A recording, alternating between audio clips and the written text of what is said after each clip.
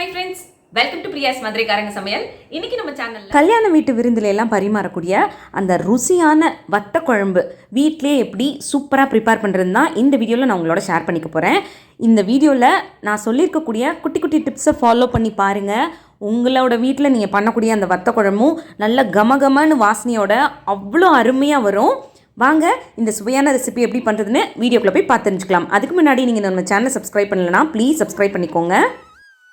இந்த வத்த குழம்பு பண்ணுறதுக்கு ஸ்டவ் ஆன் பண்ணி மண் சட்டி வச்சுட்டு 2 ஸ்பூன் அளவுக்கு நல்லெண்ணெய் சேர்த்துக்கிறேன். எண்ணெய் நல்லா சூடானதும் ஒரு 20 கிராம் அளவுக்கு சுண்ட வத்தல், அப்புறம் கொத்தவரங்காய் வத்தல், சீனிய வரக்காய் வத்தல்னு சொல்லுவாங்கள்ல, அது சேர்த்து மீடியம் ஃப்ளேம்லேயே வச்சு வறுத்து எடுத்துக்கிறேன்.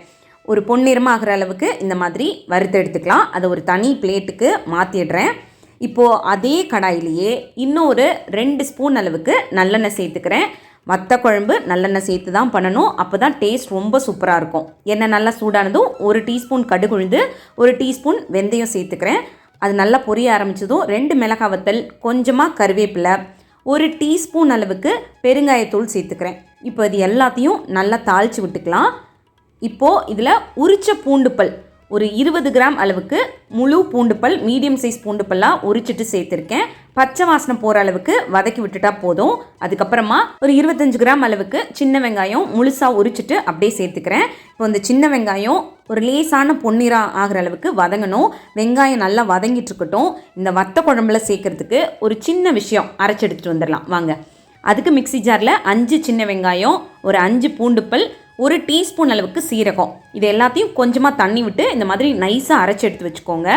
இப்போது வெங்காயம் நல்லா வதங்கிருச்சு இல்லையா, நம்ம அரைச்சி எடுத்து வச்சதை இதில் சேர்த்துடலாம். இது கூட ஒரு 1/2 ஸ்பூன் அளவுக்கு மஞ்சள் தூள் சேர்த்துக்கிறேன். காரத்துக்கு தகுந்த மாதிரி கொஞ்சமாக மிளகாத்தூள் சேர்த்துக்கிறேன். உங்களுக்கு காரம் எவ்வளோ தேவையோ அதுக்கு தகுந்த மாதிரி மிளகாத்தூள் சேர்த்துக்கோங்க. இப்போ காட்டின அந்த ஸ்பூனில் 5 ஸ்பூன் அளவுக்கு குழம்பு மசாலா பொடி சேர்த்துக்கிறேன். கூடவே இந்த குழம்புக்கு தேவையான அளவு உப்பு சேர்த்து இந்த மசாலாவோட பச்சை வாசனை போகிற அளவுக்கு நல்லா வதக்கி விட்டுக்கலாம். இப்போ நம்ம அரைச்சி சேர்த்தது தான் இந்த குழம்புக்கே ஒரு ஃப்ளேவர் கொடுக்க போகுது. இப்போது அந்த மசாலா எல்லாம் பச்சை வாசனை போக வதங்கினதும் ஒரு மீடியம் சைஸ் எலுமிச்சம்பழ அளவு புளியை தண்ணியில் கரைச்சிட்டு அந்த தண்ணியை சேர்த்துக்கிறேன். கொஞ்சம் திக்காக கரைச்சி சேர்த்துக்கோங்க.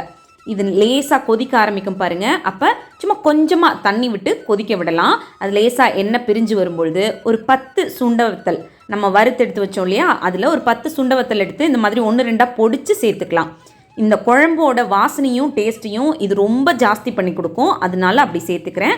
இது கூடவே நம்ம வறுத்தெடுத்த சுண்ட வத்தல், கொத்தவரங்காய் வத்தல்லாம் சேர்த்து நல்லா ஒரு 10 நிமிஷம் கொதிக்க விடலாம். எண்ணெய் பிரிஞ்சு வரும்பொழுது சின்ன துண்டு வெல்லம் இந்த மாதிரி பொடிச்சு சேர்த்து 1 நிமிஷம் கொதிக்க விட்டுட்டு ஸ்டவ் ஆஃப் பண்ணிட்டோம் அப்படின்னா நம்மளோட ருசியான வத்த குழம்பு சூப்பராக ரெடி ஆகிடும். பாருங்கள், கலரும் சரி டேஸ்ட்டும் சரி அட்டகாசமாக இருக்கும். சுட சுட சாதத்தோடு சாப்பிடும்போது அடாடா அந்த ருசியே தனி. இந்த சுவையான ரெசிப்பியை நீங்களும் உங்கள் வீட்டில் ட்ரை பண்ணி பாருங்கள். கண்டிப்பாக எல்லாருக்கும் ரொம்ப பிடிக்கும். ட்ரை பண்ணி பார்த்துட்டு உங்களோட கமெண்ட் என்னன்னு சொல்லுங்கள். இந்த வீடியோ உங்களுக்கு பிடிச்சிருந்ததுன்னா வீடியோ லைக் பண்ணிவிட்டு நம்ம சேனலை மறக்காமல் சப்ஸ்கிரைப் பண்ணிக்கோங்க.